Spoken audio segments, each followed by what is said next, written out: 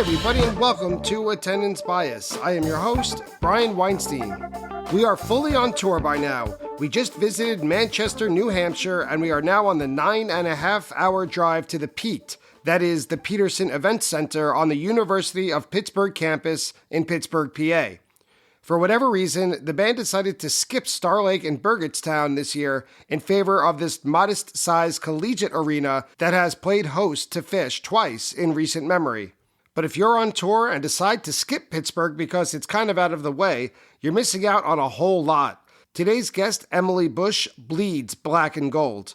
With deep family roots in Pittsburgh and an understanding of the city's amenities and its history, she offers an insider's guide to what Phish fans should see, do, eat, drink, and expect for the first single-night stop of the tour. Although I don't think a visit to Pittsburgh is in the cards for me this summer, there were points during today's conversation where I wanted to suggest to my wife that we move to the Steel City. After I got off the call with Emily, I really started to Google some of the apartment complexes and some of the neighborhoods she mentioned. And although I'm staying in New York for the foreseeable future, moving to Pittsburgh is not a 0% option regardless of how Phish plays there this summer. So let's get excited for the second stop of the tour, June 24th, as Emily gives us the lowdown on the Petersen Events Center, the PEAT, and Pittsburgh as a whole in today's episode. Emily, welcome to Attendance Bias. Happy to have you here. How are you? Hey, Brian. I am happy to be here. I'm doing well. We are here today to talk about Phish at the Petersen Events Center on June 24th in Pittsburgh, Pennsylvania. And if I'm not mistaken, I sound like an idiot from the out-of-towners talking or calling it the Petersen Events Center. It's just known as the PEAT. Is that right? Yeah, the PEAT. So it's in Pittsburgh, and it is on the University of the University of Pennsylvania campus. Is that right? Tell me a little bit about it. Yeah, University of Pittsburgh's campus. So University of Pennsylvania is UPenn. We're not an Ivy. And I can't even say we because I have to be up front. I'm a Penn Stater. So I went to Penn State University, Pennsylvania State University, in the middle of Pennsylvania. And I'm not a Pitt Panther, but I am a Pittsburgher. I grew up a big Pittsburgh fan because of my dad. But yes, it's in the middle of Pitt's campus. It's their basketball, volleyball, I think, kind of rec hall. And it's really pretty. And yeah. So you grew up in Pittsburgh? No, so I grew up in Youngstown, Ohio, which is it's about an hour away from Pittsburgh. It's very common there's a lot of Pittsburghers that migrated to Youngstown, like my grandfather did, brought my dad here, in the 60s, because a lot of steel mills were closing down in Pittsburgh. So a lot of those families migrated to Youngstown, which had Youngstown Sheet and Tube, which was a big materials company that my grandpa got a job at, as many people did from the steel mill. So Youngstown is there's about 45% Browns fans, 45% Steelers fans, and then 10% of everything else mixed in. So when I was younger, my dad used to tell me that if I didn't root for Pittsburgh sports, I would have to sleep in the garage. So Pittsburgh was very, very ingrained in me from a very young age, football, hockey, and baseball. So we'd go to Pittsburgh a lot for sporting events, around the holidays, to see like window displays downtown. So Pittsburgh is very much part of my life. And then I went to Penn State, which is not Pittsburgh, it's central Pennsylvania, for college. And then I went to law school in Boston and lived in Boston for about 9 years. So I moved back to Youngstown in 2020 for a lot of reasons. It did bring me back to the area that I'm from originally and back to seeing shows in this area. And I really never saw shows in Pittsburgh when I was younger, because when I would go to shows, I normally go to Cleveland. My boyfriend in high school was in a band, and so I'd go see his band in Cleveland a lot. And I went to Star Lake, which is outside of Burgettstown, as a high schooler. Saw Dave Matthews there, Tom Petty, a couple other people there. Downtown Pittsburgh, I've been getting, fallen. I already was in love with it as a kid, but falling in love with it as a concert goer over the past 5 years has been really fun. So I have a big question for you, even as a resident of Youngstown, Ohio, but having Pittsburgh in your blood. What is something about Pittsburgh that makes it special and unique compared to if you were going on tour with Phish, you stop in Pittsburgh? What's something you're going to remember about that city? Yeah, so it's beautiful. It's on the three rivers, and it's there's so many bridges because of that, and it has this very gothic, look to it. It was actually part of, I forget what, the series, the Batman Christian Bale series. I think it was the third one, so not Dark Knight, like the third one. The But Dark Knight Rises. yes, with Bane. So they filmed in Pittsburgh, so it's very much that gothic Gotham feel, but really pretty. I mean, really, we have one of the most gorgeous, if not the most gorgeous ballpark in the country with that city backdrop. But, the one word that comes to mind is grit. Similar to Youngstown, it's a very gritty city. It's also very cheap, which is great for people going on tour, doing the whole tour, especially. It's a cheaper city. It's you could get, beers cheaper, food cheaper, but it's good. There's, a lot of good quality stuff in Pittsburgh where you're not skimping on quality. I love it. I think it's an underrated city. I think more people are finding out about it. And I know rent has risen a little bit. I mean, as a lot of cities have, but it's just that smaller city where you still get the benefits of the city, but it's still a little cheaper. I just love it. I have such a soft spot for it. And I think it has so many pretty viewpoints, the hills around it. You can go up to Mount Washington and look down on the city. One of the things definitely, if you're going to actually be there for like the day, is to take the, but there's a little monorail car it's called the Incline. My gosh, I am embarrassed. The Incline goes up Mount Washington, and it's this little streetcar, and it was really meant for commuters to get them up and down, the hill instead of having to drive. It is just the coolest thing. It's very, very fun to ride it. But yeah, I think it's underrated, grit, cheap. What I love about what you said, it resonates a lot with me. I've been to Pittsburgh a few times, maybe 4 or 5, and I've mentioned this part on the podcast a number of times that my wife and I in the summers like to go on baseball road trips, right? We'll use baseball as an excuse to visit a city, as we also do with Phish, but baseball is a little bit more easily scheduled and stationary. Right. Mm-hmm. You know, the schedule long in advance. And so when we went to Pittsburgh, and we've been throughout the Midwest a few times, I love when you mentioned that. Well, I mean, I don't love that you mentioned that the steel industry kind of closed down in the 60s, but a lot of these cities that had very specific industries that went out of business around the mid part of the 20th century, around now, when I say now, the 2020s or even the last 10 years or so, are taking all of this old infrastructure, like mills, for example, in Minneapolis with a wheat mill or a flour mill, Detroit with car factories, and Pittsburgh with steel mills. They're taking all of this existing infrastructure that has existed, right? It hasn't been torn down, and they're converting them. And some people might say gentrifying them, depending on your perspective. But now an old firehouse could be a boutique hotel, and an old abandoned mill can now be a microbrewery. And I think that Pittsburgh really encapsulates that feeling that just because the industry had been down in the public consciousness, there's still room for it to rise back up.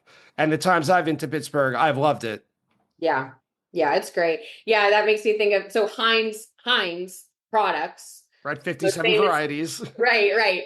They have the Heinz lofts that are down across the river from the Strip District. And I mean, they're so cool. I'm sure they're super expensive. I'm sure, most people are priced out of them. But, I'm sure there are some people that, enjoy living there. And it's cool that it's still standing there today. Also, there's a Heinz museum that is great. Again, it's probably a half-day thing. Most people probably wouldn't have time for it with this tour schedule, but maybe if you're sticking around the day after, the Heinz Museum is a Smithsonian based museum in downtown Pittsburgh. That's great. My favorite discovery in that vein is the Clark Bar. Oh yeah. I love it because I'd never eaten a Clark Bar before I'd gone to Pittsburgh, and no offense intended, I do think it's a second tier Butterfingers, Yeah. but I do like that the factory that produces or produced maybe question mark the Clark bar is now Mm, actually a bar called the mm, Clark bar. I think that's mm. just such a clever twist. Yeah, that is really cool. That is really cool. Yeah, there's a lot of really Pittsburghese things that I just love. I mean, pierogies are really big in Pittsburgh. I know there's a church that like one Sunday a month, little, I think it's Polish women, old women have a free, you can come to the church and learn how to make pierogies handmade. There's just so many little pockets of culture in Pittsburgh. Great artist scene. I know. I mean, the Andy Warhol Museum is a very, very good museum. Yeah, I mean, I could wax poetic about Pittsburgh all day. I really love it. Well, let's focus in maybe waxing poetic about the Pete. So, Yeah. according to its website, the Petersen Events Center, opened in 2002. So, it's not brand new, but it's certainly not too old, especially compared to some other venues on this tour, looking at you, Forest Hills and Folsom Field. It's on the campus of the University of Pittsburgh, as we discussed earlier. For an end stage concert, it has a capacity of 9,000. So, it's a smaller venue than I would expect during any Phish show, certainly smaller than Burgettstown, which usually serves the Pittsburgh area, right? It's home of the Pittsburgh Panthers, which you mentioned, the college's basketball team. And I didn't know this, it was home to the Pittsburgh Explosion, starting the word with an X, Explosion, who I never heard of before, which was a minor league basketball team from 2006 to 2008. Did you ever go to a Pittsburgh Explosion game? I did not. And I mean, it shouldn't be a surprise growing up as a Pittsburgh sports fan, and the NBA was not important to me because we don't have an NBA team in Right. Pittsburgh. So basketball, I mean, I like basketball. When I applied to colleges, I applied to Kentucky, I applied to Syracuse. It was very much a, do I want to go to a football school? Do I want to go to a basketball school? But I've always liked basketball more in the college sense than the professional sense. So no, I have never, I never got to attend one. And that would have probably, what was the years? What were the years? 2006 to 2008. Yeah, so I was in high school. I was, I graduated high school in 2007. And I guess, yeah, that 2008 would have been my first year at Penn State. So I missed out. I missed out. What I really wonder, I'll have to do a little bit of research. I love hearing your passion for Pittsburgh sports Mm, because if I'm right about this, Pittsburgh is the only city in the country where all three major teams share the same colors. absolutely. We're coordinated, black and gold. It's not black and yellow. And yeah, it's a beautiful thing. It was very hard for me to move to Boston to see the Bruins, black and yellow. I'd be like, Right. is that a Pittsburgh sports fan? Or even the Red Sox, red, white, and blue, because I would think Indians are now Guardians, and so it took me a little bit to get adjusted to seeing all those stupid New England sports. Well, I'm a Yankees fan, so I'm right there with Yeah, you. there we go. We can relate on that. But if there's any listeners who did happen to hold season tickets for the Pittsburgh Explosion, Yeah, please reach out. Let us know if they were also black and gold. yeah. But for the venue, apparently, and maybe you can attest to this, in college basketball circles, it's widely seen as one of the toughest places for a visiting team to play because there are sections of the arena that are set aside specifically for students, which obviously is not unusual. Almost every single college sporting event or venue has a student section, but it's been reported with no like scientific backing or reasoning that it seems louder than other Hmm. indoor arenas for NCAA basketball specifically. I've never seen a Panthers game. I can attest that, Pittsburgh sports fans are serious about sports. I mean, Pittsburgh is a sports town. I can only imagine, the students that choose to go to Pitt are into sports. And so that doesn't surprise me. Yeah, that doesn't surprise me at all. I can say acoustically from seeing shows there, it's great. It sounds great. I mean, it's an arena, but it feels like the ceiling isn't maybe too high, it has great acoustics. Yeah, from the images that I looked up, and we could talk about both the external and the internal of the venue, it looks almost like a large high school auditorium more so than a college venue or a college sports venue for the amount of success that Pitt has. I grew up in New York, in the New York City area, so college sports, there was nothing to look up to. Mhm. Like maybe St. John's. And even that was kind of like big fish in a small pond. They weren't really on a national level considered a big basketball or football team. So, and Syracuse, but that's not the New York City area by Right. hundreds of miles. So when I hear Pitt or I see people talking about Pitt as the either football or basketball, that's like the real deal. That's like Yeah. the major leagues of the college circuit.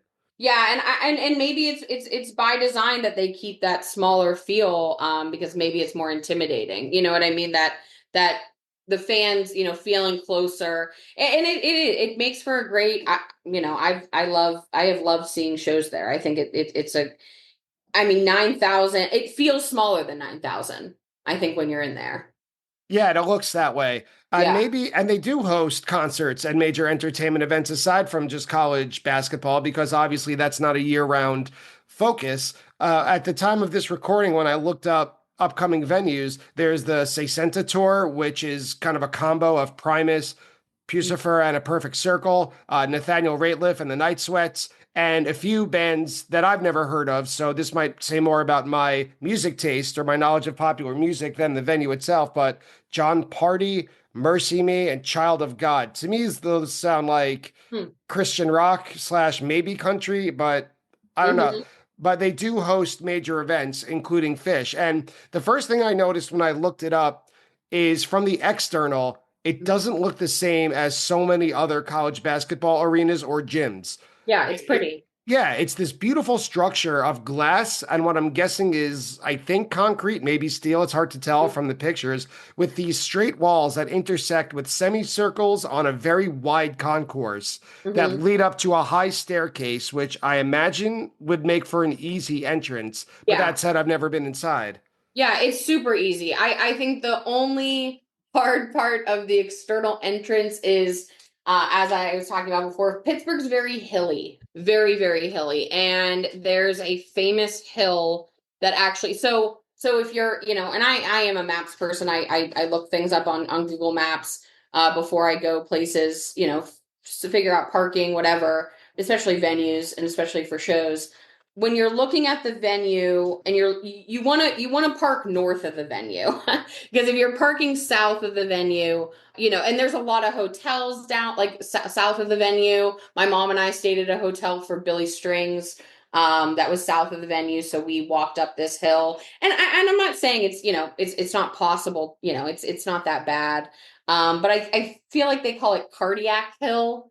I think I'm getting that right, but it is a straight up walk, and it wouldn't be bad after the show. It's just something to consider because there is parking. There are lots north of the venue, which again, I know that doesn't really help us talking about it, but you'll just have to look at a map and kind of figure out what I'm talking about. And what is public transport like in Pittsburgh? Like, where would you recommend staying and then getting to the venue? Yeah, so it exists, but I've never used it. I've only ever used Uber. I know it exists, but I don't think it's very, I mean, I know there's buses too. But I guess I've never used it. And I would probably rely on Uber or, finding a hotel and walking because again, it is a college campus. So they do have a good amount of hotels, around that area for visitors. Right. I'm sure Um, there's a lot of Hampton Inns and, yeah. Courtyard Marriotts for like visiting weekend and stuff like Yeah. that. And there's definitely the boutique hotels, like you said. You can find, and the nice thing is it's a small city. So really, even if you were to stay down by where the ball, like where PNC Park is and Heinz Stadium, I'm not going to call it what it's actually called now. It still wouldn't be, it would be maybe like a 20-minute Uber. I mean, you don't want to do that, but you can stay pretty much anywhere in the city, and it's not going to be too far from the Pete. And you mentioned that you saw Billy Strings a little while ago there. What is the general vibe like inside the Pete Yeah, for a concert? so I saw him in 2022, 23, and then I just saw Goose in 24. And I would say when I was there in 22, it was very chill. My friends and I were up in the stands, but we walked down to the floor with no problem. I can't say that that would be the case. I was down on the floor in Goose, and it felt like they were really watching the floor. Yeah, I felt like I don't think I could get down on the floor if I wanted to. But overall, getting in is very, I felt like very easy. I thought they were pretty proficient. I had no complaints about the way that the venue was set up, and the staff. They're I think probably used to dealing with college kids. A lot of I don't know. They were just very relaxed. It was a great experience. And finally, before we dig into Phish history, both in Pittsburgh and at the venue specifically, any specific restaurants or even just regional food or drink that you would recommend? Because I've been to Pittsburgh, like I said, just a few times, and I've stuck with typical touristy stuff like Primanti Brothers sandwiches and bratwurst, or you mentioned pierogies, like very typical stuff. Any other recommendations that you could give to anyone listening? Yeah, so I definitely there's a ton. There's a ton around Pittsburgh. I have to shout out my friend McKinney who helped me come up with this list. He lives in Pittsburgh because I tend to go to the same places every time, which I'll say my favorite restaurant in Pittsburgh is called Noodlehead. It's an amazing Thai restaurant. I don't want a lot of people to go there though. You don't want to let the secret out. It's already long enough. I just went the other weekend before Daniel Donato Cosmic Country, and we had to wait an hour. No, it's great. I love it there. So Noodlehead is great. Another shout out that we had in common, McKinney and I, was the Dancing Gnome Brewery, which is owned and run by Phish heads, or Phish fans and jam band fans. I love them there. They have a really cool like permanent food truck that's attached, and they just, brewery vibes, big, spread out, lots of tables, lots of places to stand and talk and drink and pregame. And then he gave me a list of restaurants. So Rockaway Pizza, Moonlit Burgers, Curbside on the Run, which is breakfast sandwiches in the morning on your way out, Commonplace Coffee, Wise County Biscuits, Dish Osteria. I think that's a little bit more fancy, like night out. So yeah, there's a ton of places around. Again, I've always just, when I've gone to Pittsburgh for shows, looked around on Google Maps, found something that has, a nice rating and kind of gone, and I've never been disappointed. And again, I don't feel like paying big city prices. So, even if it's subpar, you're not out too much. But I've really never had a bad experience at a restaurant in Pittsburgh. All right, so let's take a look at Phish's history in Pittsburgh and also at the Pete. So according to Phish.net, the band has played 7 shows in like the city limits within Pittsburgh. So this does not count shows at Burgettstown or the surrounding area. This is within the city limits. So only city of Pittsburgh shows 7 times. Their first was on November 30th, 1992 at Metropole. There's something I should tell you people. I'm just wondering if everybody knows about the language before we go any further here. Well, it seems some of you know, so I'll tell you the rest of you. For these people here who know, you don't have to listen, but we've got this little secret language that goes on for those people who come and see us a lot. So we're going to clue you in about the language, just in case it happens later on in the night. You'll know what's going on. Anytime during one of those long jams like we were just having, there's little signals that any of the band members can give, either back and forth or out to the people in the audience. So let's say we were playing along here and you suddenly hear me go like this. That means I'm going to speak. Or if Paige was to say do this.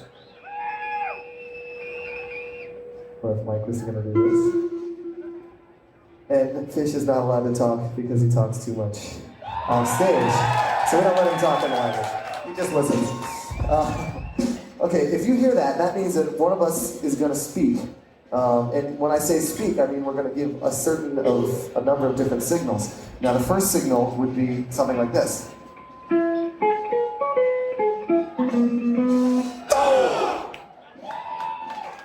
So if I play the Simpsons theme, everybody's supposed to go, "Boom!" As if you're Homer Simpson. Now the whole idea behind this language thing, before I go any further, is when you do get into a place, and we've been back here after we come back here a couple more times, and you guys know it, you come down, which you'll hopefully do lots of times, then when most of the crowd is filled with people who know about the language, then I'm not going to, I only talk about the language once every 10 gigs or something when we're in a new town. So let's say 80% of the crowd knew about the language, and the general man on the street walks in off the street and is standing there, and suddenly, in the middle of this huge jam, the entire crowd just goes, "Oh!" for no apparent reason, and then keeps going. It can really freak people out. Okay, so that's language signal number one that you've got to know about, the Homer Simpson theme. Which I think I once saw Dark Star Orchestra in the early 2000s, unless I'm thinking of a different venue, but it closed down, and I just wanted to research. There are like dozens of Facebook groups dedicated to this club, the Metropole. I had never been. I was 4 years old in 1992, and I've never seen Phish in the city limits, I guess, because I was not here yet to the last show. I know you're going to mention their last time playing in 2019. So that really excites me that, this show is going to be my technical first. I was at the last, what was that, 22, when they were in Burgettstown. So that's cool. But no, and I would love to be able to ask my dad about that club. I love that kind of stuff. Like, I always get wrapped up on Facebook. It usually is with like pictures of places that I've never, old places like that. That's cool. So even though Phish has only played 7 shows in Pittsburgh proper, Tab, Mike Gordon's band, Vida Blue, Jazz Mandolin Project, and various mix-ups of the band members' solo projects have played literally too many times for me to mention. My research would have taken almost double the amount of time for me to list all the different ones. So obviously, if not as a collective, the members of the band are fans of the city. Well, I'll tell you about really the only time that I've seen Tab was Fishman's Almost Tab, when he covered was that in 21, I guess? Yeah, I think so. J-Fat. Yeah. When he covered for Trey's drummer, who had COVID, and that was an amazing show. That was at Stage AE, which is right down by PNC Park and Heinz Field. And they're one of those venues similar to the one in Columbus. And I know there's another one where they have an indoor-outdoor. They're all owned by the same places, right? Same place. But yeah, that was a really fun show. So, but yeah, no Phish proper for me. So yeah, I'm sure. Are you going this year? Yeah, definitely, 100%. And I'm going to the Columbus show, which is on my birthday. So. Oh, fun! Happy birthday in advance. Yeah, thank you.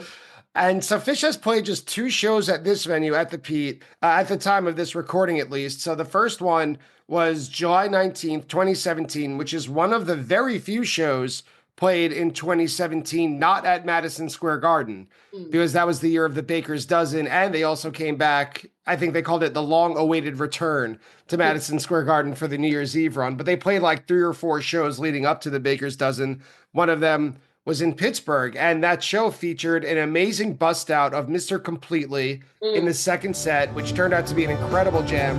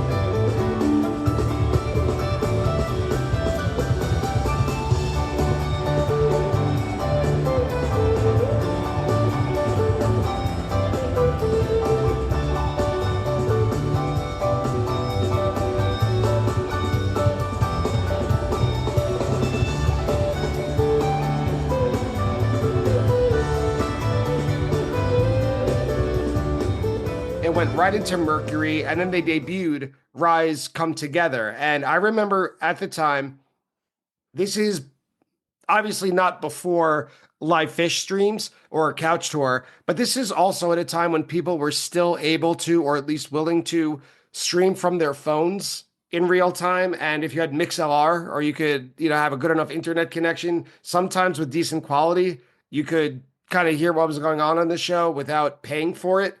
They've kind of shut that down since, at least in my lame ass, where I can't find the streams anymore. But I remember streaming the show and thinking that the band sounded so good that it convinced me to buy a ticket to a Baker's Dozen show before the first one I already had. Mm.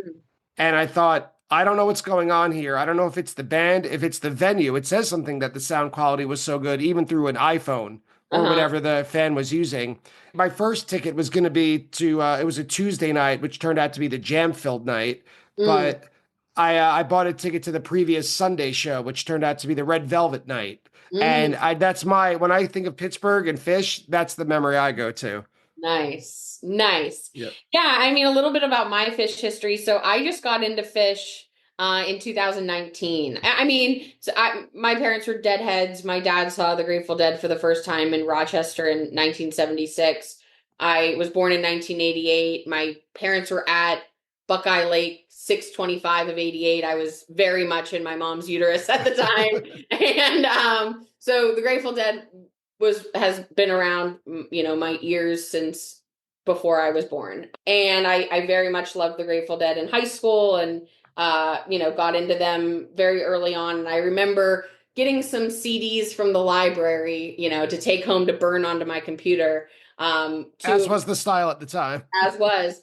And a great way to get free music. Thank you, public libraries. But I took home Rift and Billy Breathes. And I remember, loving Waste, like thinking like, oh, this is so romantic, but, not really getting into them. I guess definitely on like a smoking weed level where I would be like, oh, I want to smoke weed and listen to St. Stephen and like whatever. So I never really saw them in that way, which is funny. And I remember very vividly asking my dad, like, what do you think about Phish?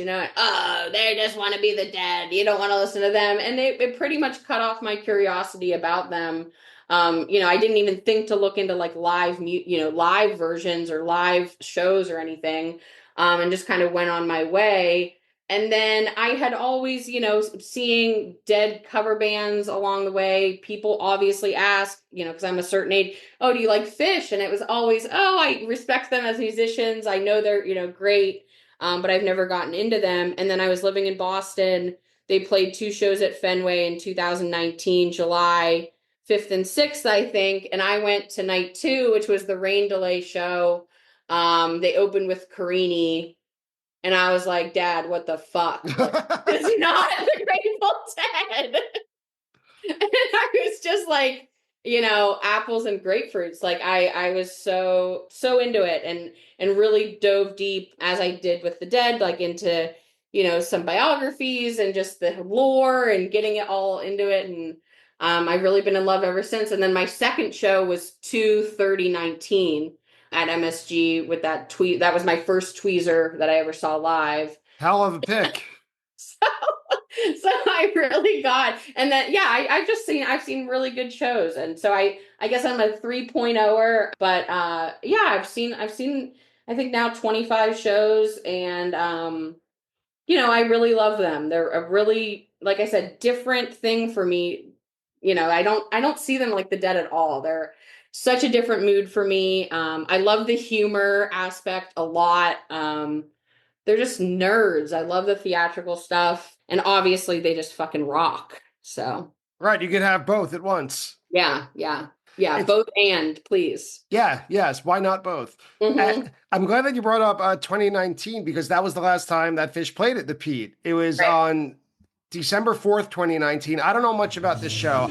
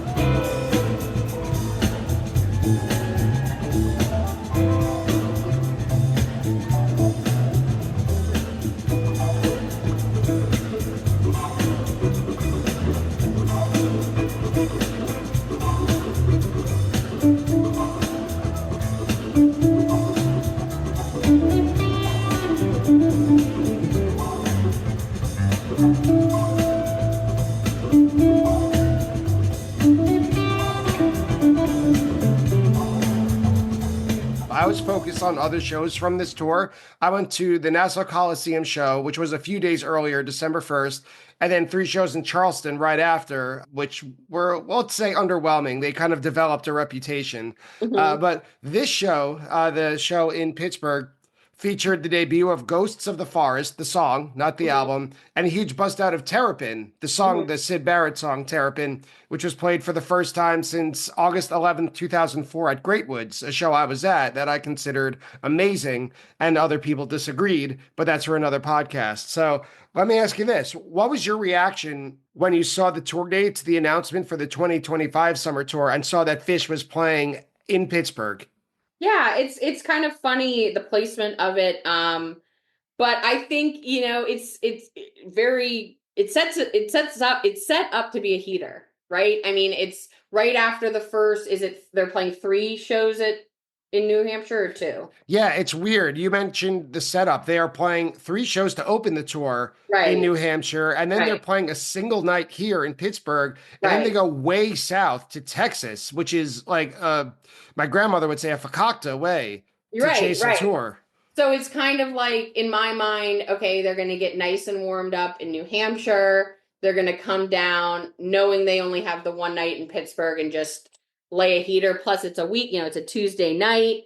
I mean, I think they're stopping because, I mean, I do think, they know that there's a ton of heads in Pittsburgh. There's a big, they have a following in Pittsburgh. It's an easy place to come, from Buffalo. I mean, a lot of different cities, you can make the easy day trip to Pittsburgh, from which they have a lot of fans. So I appreciate the stop. I don't necessarily understand it logistically, but I definitely appreciate it. And I think it's one of those, mythological. It just looks like 4th show on the tour weekday.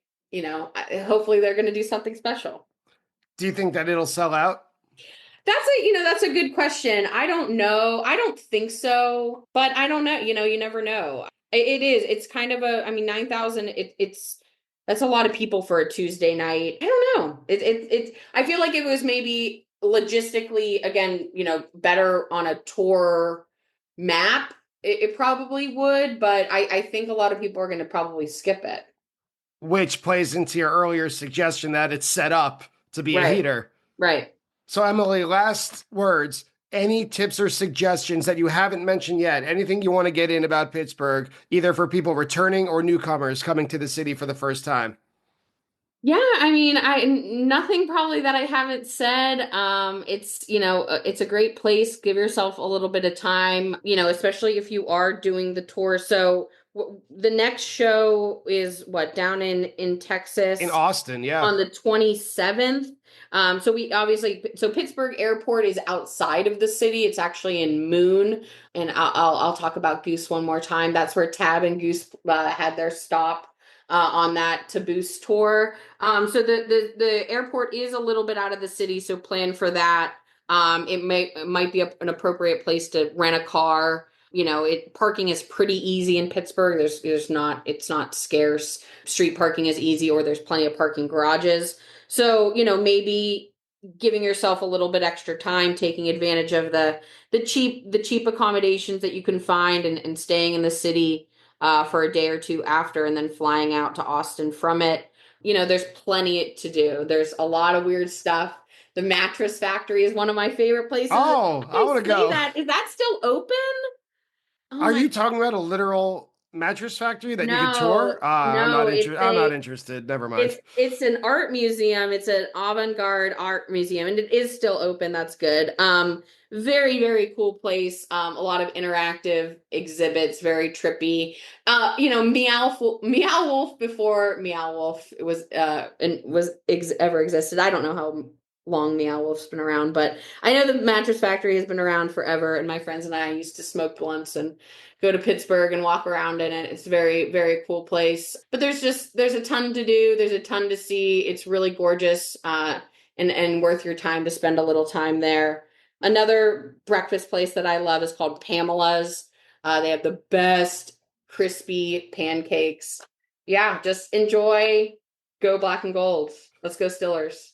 I hope we don't draft Aaron Rodgers. I grew up football agnostic, so I didn't grow up as a fan of the Jets or the Giants, but I am anti Aaron Rodgers. I can say that for sure. Thank you.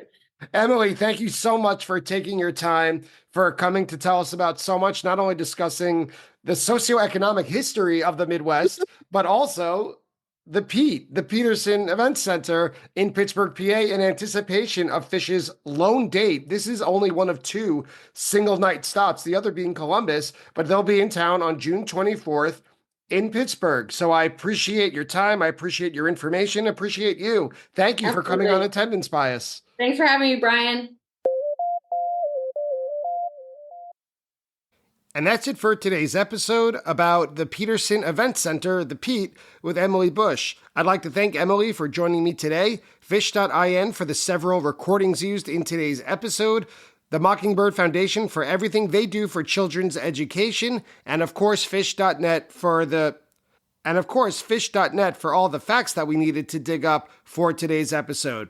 If you enjoy Attendance Bias, please support the show. You can do that by visiting www.buymeacoffee.com/attendancebias and donating anything you can.